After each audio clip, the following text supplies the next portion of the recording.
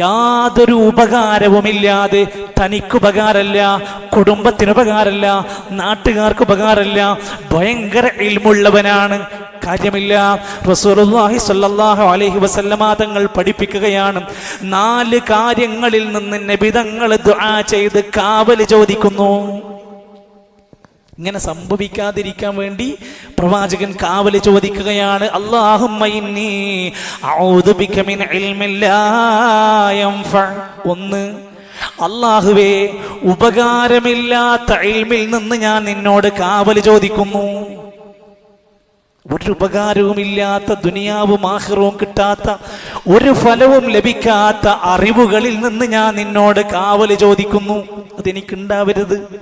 2, വമിൻ ഖൽബിൻ ലാ യഖ്ശ.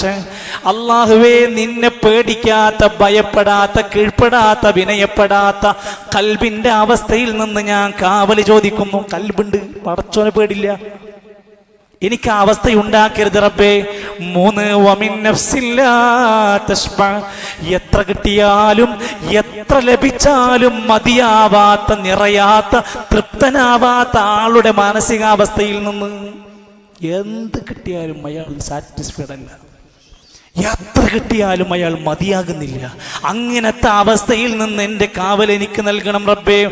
4, വമിൻ ദുആഇൻ ലാ യുസ്മഅ. എത്ര പ്രാർത്ഥിച്ചാലും ഉത്തരം കിട്ടാത്ത പ്രാർത്ഥനകളിൽ നിന്ന് ഞാൻ കാവൽ ചോദിക്കുന്നു.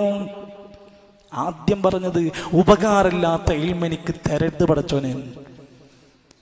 ഓരോ ദിവസത്തിലും നമ്മൾ അങ്ങനെ ചിന്തിക്കണം, എനിക്ക് എന്ന് ഒരുപാട് അറിവ് ലഭിക്കണം, എനിക്ക് ഉപകാരമുണ്ടാകണമെന്ന്.